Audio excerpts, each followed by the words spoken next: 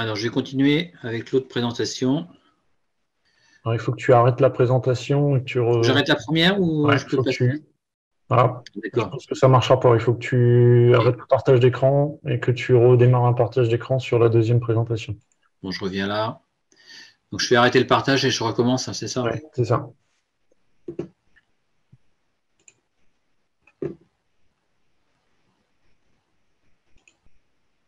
Alors, fenêtre. Voilà, c'est là.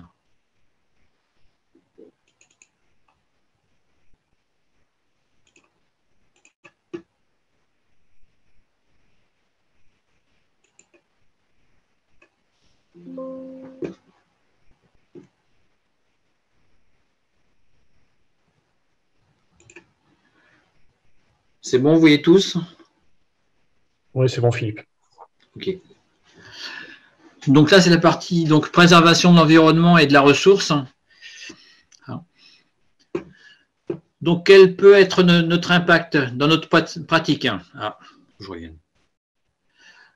Dans notre pratique en piscine, parce qu'on commence tous par notre pratique en piscine. Alors déjà, au niveau des déplacements sur les lieux de pratique. Donc, ce qu'on peut essayer, c'est de faire du covoiturage si c'est possible. Hein, si, par exemple, vous, dans votre rue, il y a un autre apnéiste qui habite dans votre rue, et bien, essayez de lui proposer un covoiturage, à éviter aussi de consommer donc de l'essence, hein, double essence. Hein, voilà. Ensuite, essayez de respecter les indications autour des bassins. Souvent, il y a beaucoup de choses sur la préservation de l'environnement autour des bassins. Hein. Par exemple, prenez une douche avant de vous mettre à l'eau. Ça va éviter qu'on mette plein de produits chimiques dans l'eau pour pouvoir désinfecter l'eau, par exemple. Hein. C'est une des choses. Mais il y a encore d'autres choses. Hein. Le respect des poubelles, par exemple, ou des choses comme ça à l'intérieur des piscines. Alors après, ce qu'on peut aussi faire, c'est avoir un temps de présence sous la douche limité pour préserver aussi la ressource en eau. Hein. C'est vrai que c'est agréable après l'apnée de rester un peu plus longtemps sous la douche, mais pensez aussi à la préservation de l'eau, surtout en ce moment où on cherche un maximum à préserver l'eau. Hein. Et puis, essayez de limiter au maximum vos déchets quand vous allez en piscine. Hein. Ou si vous avez des déchets, à la limite, vous les ramenez chez vous, mais essayez de limiter au maximum au niveau des emballages, par exemple. Donc voilà pour les impacts sur notre pratique en piscine.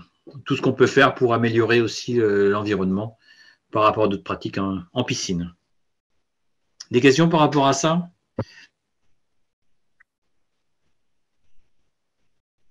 Bon, j'avance.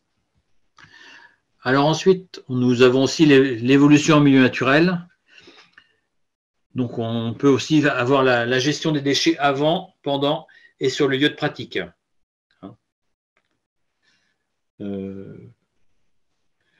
Donc capacité à anticiper pour avoir le moins de déchets possible et surtout les ramener en un lieu approprié. C'est-à-dire que si vous allez en mer sur une bouée et puis que vous avez emmené des choses à manger, ben essayez de ne pas jeter vos déchets en mer. Il faut absolument les ramener à terre. Hein.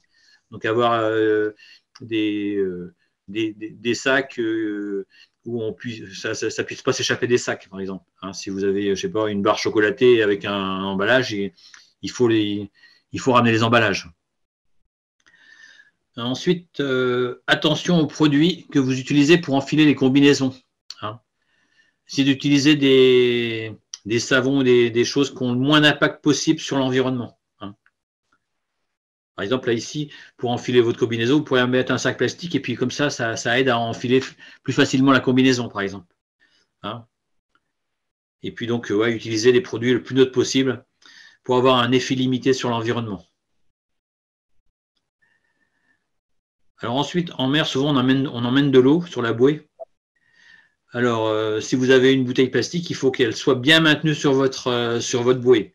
Hein, il ne faut pas que vous puissiez la perdre en mer.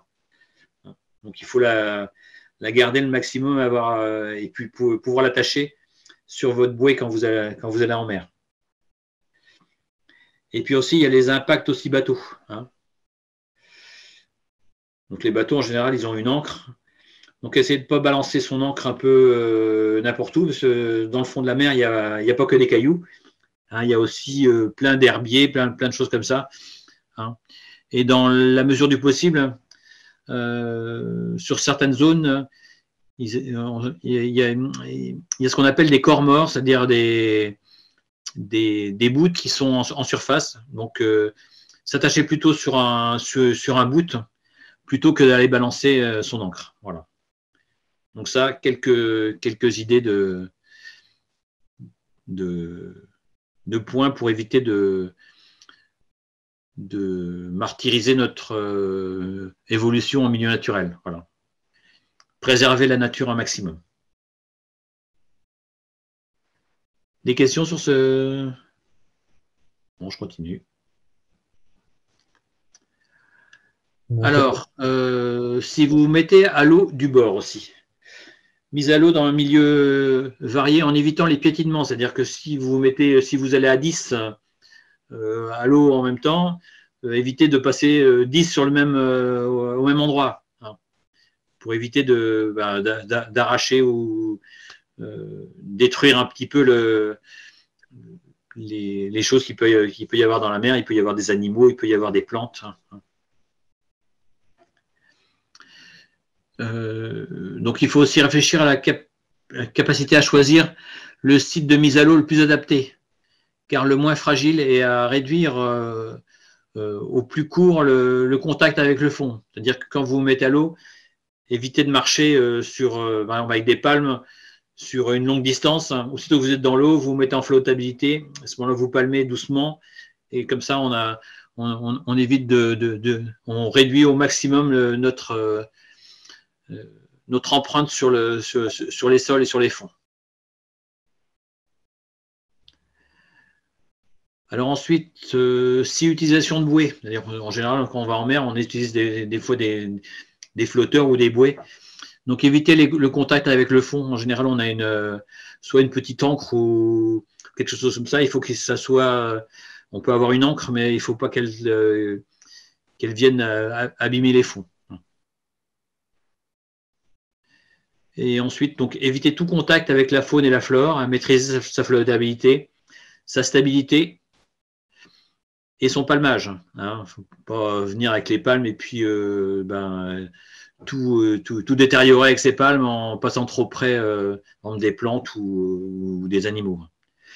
Hein, se déplacer sans appui et harceler au minimum les animaux. Il ne faut pas harceler les animaux. Si vous voyez par exemple des tortues, il ne faut pas aller vers elles, il faut les regarder uniquement à bonne distance et pas venir les embêter. Voilà. Philippe, on a une question sur la partie précédente, c'est oui. Y a-t-il des problèmes, des impacts liés au port de la combinaison en piscine? Alors en piscine, je pense pas, il faut que la combinaison soit propre et puis qu'on puisse mais non, normalement en piscine, je pense pas, non.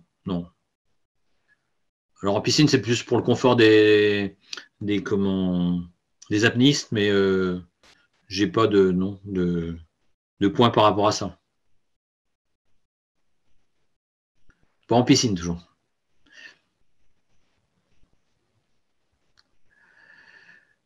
Alors après, il faut aussi apprendre à connaître le milieu de vos évolutions. Hein.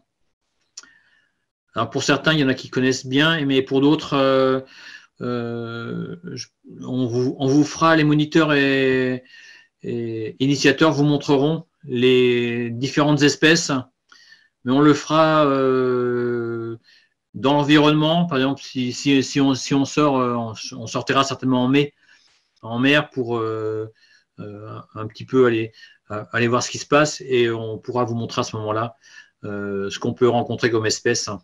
Hein, et on parlera aussi de préservation aussi des ressources et puis de l'environnement. Voilà. Donc j'ai terminé pour ma présentation. C'est assez succinct quand même. Mais voilà. Est-ce qu'il y a des questions? Oui, bonsoir Philippe. Oui. Est-ce qu'on a une idée de la date de sortie en mer sur mai afin de bloquer les dates tout de suite dans les agendas vu que le mois de mai est un gruyère? Pour l'instant, pas encore. Et puis ça dépend surtout de la météo aussi, hein. Ça dépend vraiment de la météo. Et non, j'ai pas encore de date. Ok.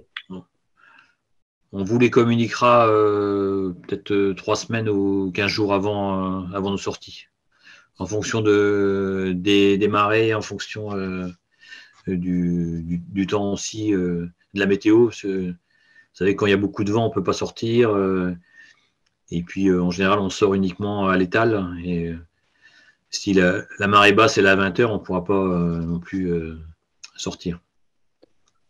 Mais pour l'instant, on n'a pas défini de date par rapport à nos sorties. On pourra peut-être essayer de regarder, Philippe, quand même, effectivement, s'il y a des dates qui peuvent convenir sur des week-ends, puisque c'est plutôt les week-ends qu'on proposera des sorties. Oui. Mais sous réserve de confirmation, évidemment, par rapport aux problématiques de météo. Il y a Baptiste qui a levé la main aussi.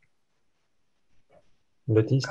Ouais, c'était juste pour, comme on parlait d'environnement et tout, cet été, j'ai eu l'occasion de plonger dans des contrées un peu exotiques et en plongée bouteille et en apnée, et ils sensibilisent énormément sur l'impact des crèmes solaires pour la vie marine et notamment les coraux. Et aujourd'hui, même les crèmes avec les marques très connues et qui valent très cher, eh ben, sont hyper néfastes.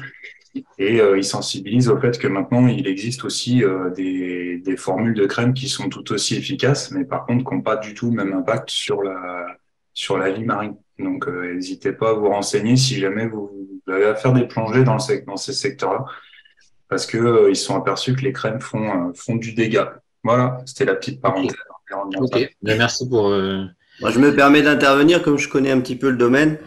Euh, Effectivement, c'est tout à fait vrai. La marque avec laquelle je travaille, justement, où on a des crèmes solaires, et ils ont obtenu le certificat Corail, respect Corail, pour c'est un certificat en fait qui garantit la qualité de certaines crèmes solaires pour éviter justement que ça abîme les coraux. C'est quelque chose qui est très intéressant et qu'il faut faire effectivement très attention. Et il faut faire par contre très attention aussi à l'utilisation de certaines crèmes solaires qui sont dites bio, qui d'une ne protègent pas forcément les coraux et de deux protègent pas non plus la peau. Donc il faut faire, c'est un marché assez compliqué à maîtriser. Voilà.